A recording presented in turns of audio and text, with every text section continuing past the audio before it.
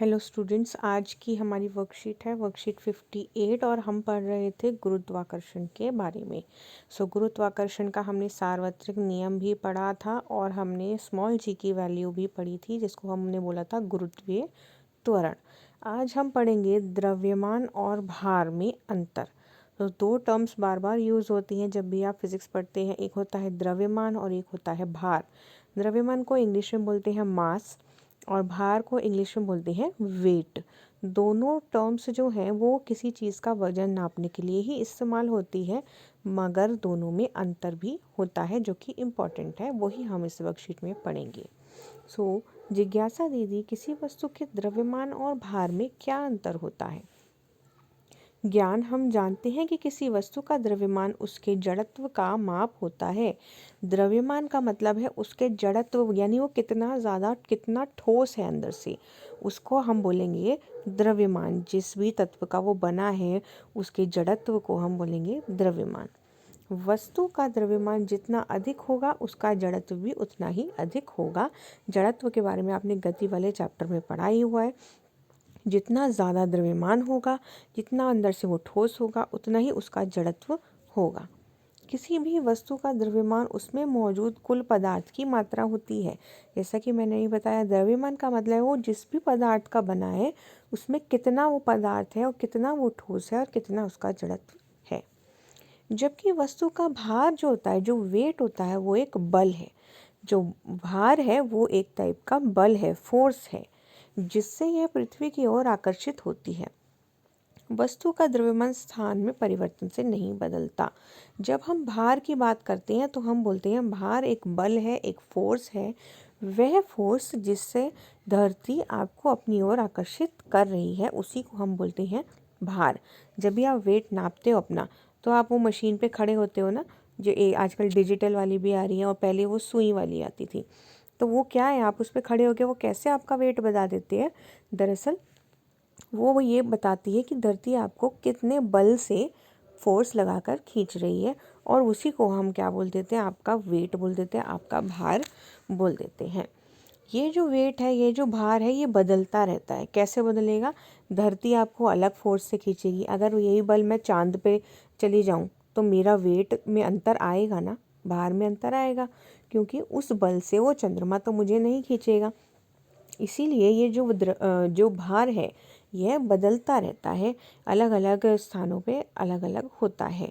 लेकिन द्रव्यमान जो है, जो कि जिस ठोस था, जिस पदार्थ से मैं बनी हूँ उसी को बता रहा था, तो क्योंकि द्रव्यमान जो है वो हमारे पदार्थों पर निर्भर करता है, जिसकी वजह से ये कभी भी बदलता नहीं है। आगे पढ़ेंगे। इसमें हम पढ़ेंगे वस्तु का चंद्रमा पर कितना भार होगा, कैसे कैलकुलेट करते हैं। माना एक वस्तु का द्रव्यमान m और चंद्रमा का पर उसका भार जो है वो Wm है। मान लीजिए एक हमारे पास वस्तु है, उसका द्रव्यमान है m, और जब वह द्रव्यमान वाली वस्तु चंद्रमा पर लेकर हम जाते हैं तो उसका वेट यानी कि भार हो जाता है Wm। मान लीजिए चंद्रमा पर द्रव्यमान m, चंद्रमा का द्रव्यमान mm है। हमने मान लिया कि चंद्रमा का जो द्रव्यमान था वो m, छोटा m मतलब मून, तो ये मून का द्रव्यमान हो गया। और उसकी त्रिज्या, रेडियस कितना हो गया उसका? Rm, यह भी मून है, मून का त्रिज्या। अब गुरुत्वाकर्षण का सार्वत्रिक नियम हम लगाएंगे, तो सार्वत्रिक नियम क्या कहता है? F बराबर G(m1) m2 अपॉन में d²। ये था सार्वत्रिक नियम। F मतलब था बल, और अभी मैंने बताया आपको कि बल जो होता है वो भार होता है, तो हमने अभी क्या लिया था? भार Wm, तो इसको हम F की जगह Wm लिख सकते हैं।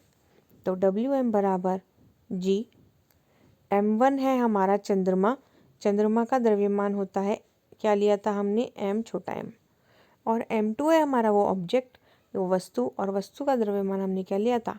छोटा m, बटे में d² या r² बोलते हैं। r मतलब रेडियस, किसका रेडियस लेंगे हम? मून का रेडियस, तो हो गया Rm²।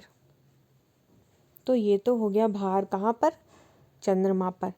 ऐसे ही अगर मैं इसी भार को पृथ्वी पर लूँ तो पृथ्वी पर ये भार कितना आ जाएगा? FW ई। अब हम किस में बात करते हैं, अर्थ पे, तो ई लगा दिया मैंने, WE बराबर G। M1 मतलब पृथ्वी का द्रव्यमान ME, और M2 मतलब वस्तु का द्रव्यमान M, और D मतलब रेडियस, और रेडियस हमने लिया पृथ्वी का RE का स्क्वायर। तो दो टर्म्स हमारे पास आती हैं, एक आती है WE और एक आती है WM, यानी कि वस्तु पर चंद्रमा का भार और पृथ्वी पर चंद्रमा का भार। अब इसकी अगर हम तुलना करना चाहते हैं कि कितना गुना भार होता है, तो हम क्या करेंगे, दोनों को क्या कर देंगे, डिवाइड कर देंगे, यानी WM और बटे में WE, यानी चंद्रमा पर जो भार है उसको हम डिवाइड कर देंगे पृथ्वी पर जो भार है उससे। तो ये हमारे पास वैल्यू आ जाएगी। अभी हमने ये वैल्यू निकाली थी, दोनों को सिर्फ पुट करा है। तो जब हम इन दोनों वैल्यूज़ को पुट करेंगे, हम देखेंगे G से G कट जाता है पहला, दूसरा छोटे m से छोटा m भी कट जाता है। बचा क्या हमारे पास, ये बचा, यानी कि चंद्रमा का द्रव्यमान, ये बचा चंद्रमा का द्रव्यमान, पृथ्वी के रेडियस का स्क्वायर, फिर पृथ्वी का द्रव्यमान और चंद्रमा के रेडियस का स्क्वायर। अब ये सारी जो वैल्यूज़ हैं, ये तो हमारे साइंटिस्ट ने रिसर्च करके निकाली ही हुई हैं और ये कभी बदलती भी नहीं है। इन सब की वैल्यूज़ को जब हम इसमें पुट कर देंगे, तो हम ये देखेंगे कि हमारा जो आंसर आता है वो आता है 1/6, जो आपको याद रखना है। तो जो याद रखने वाली चीज़ है वो है कि जब हम चंद्रमा पर भार को ऐसे लिखते हैं, चंद्रमा पर जो भार है उसको पृथ्वी पर भार से डिवाइड कर देते हैं, तो हमारी वैल्यू कितनी आती है, 1/6। यानी कि अगर मेरा भार पृथ्वी पर 60 किलो है, तो चंद्रमा पर क्या हो जाएगा, उसको 6 से भाग करना पड़ेगा। चंद्रमा पर मेरा भार कितना हो जाएगा, 10। ठीक है, अगर मेरा 60 है तो चंद्रमा पर कितना हो जाएगा, 60/6 यानी कि 10। ठीक, यदि आपका भार पृथ्वी पर ऐसे ही सिमिलरली इन्होंने दिया हुआ है, अगर आपका पृथ्वी पर भार 48 है तो चंद्रमा पर कितना होगा, किससे भाग कर देंगे, 6 से, कितना आ गया ये, 8। तो चंद्रमा पर आपका भार कितना होगा, 8। और क्योंकि मैंने बताया था कि ये जो भार है वो एक बल है, तो बल की ऐसा यूनिट क्या होती है, न्यूटन। तो हमारा जो वेट आ जाएगा वो आ जाएगा 8 न्यूटन। तो असल में जो हम वेट नापते हैं, जो हम केजी में लिख देते हैं, असल में वो किलोग्राम नहीं बल्कि क्या होता है, न्यूटन होता है। देखिए, अब वस्तु पर पृथ्वी का आकर्षण बल वस्तु का भार कहलाता है, जैसा कि अभी हमने पढ़ा। तो पृथ्वी का जो आकर्षण बल है, यानी जो F है, उसी को हम बोलते हैं वस्तु का भार। और हमने पढ़ा था पिछले चैप्टर में कि F का फॉर्मूला होता है m×a।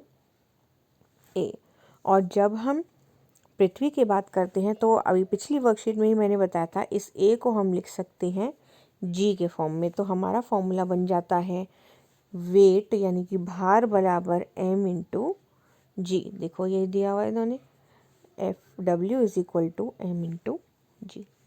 वस्तु का भार एक बल है जिसका परिणाम और दिशा दोनों होती है। क्योंकि यह एक बल है, तो बल की एक वैल्यू भी होगी और उसकी एक दिशा भी होगी। किसी भी वस्तु का अन्य ग्रह या उपग्रह पर भार उस स्थान द्वारा वस्तु पर लगे गुरुत्वाकर्षण बल के कारण बदलता रहता है।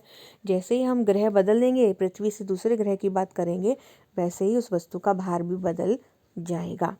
जबकि द्रव्यमान नहीं बदलेगा। क्यों नहीं बदलेगा द्रव्यमान? क्योंकि हम जिस वस्तु के बने हैं, हम तो उसी पदार्थ के बने रहेंगे ना, हमारे अंदर तो कोई बदलाव नहीं हो रहा है।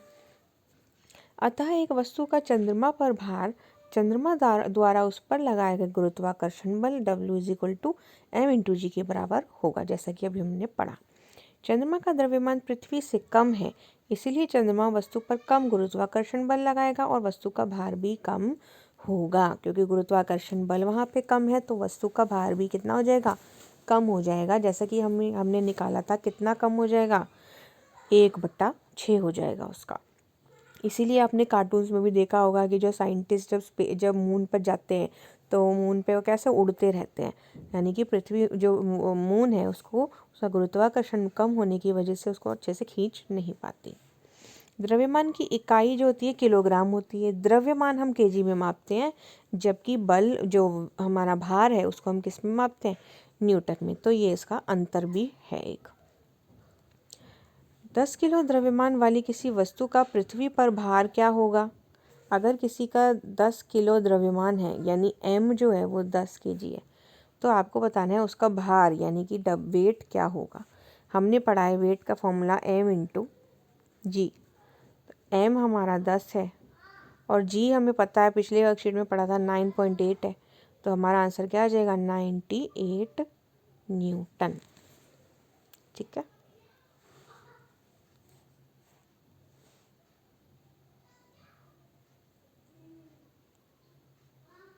आ जाएंगे आप क्वेश्चन आंसर्स पे।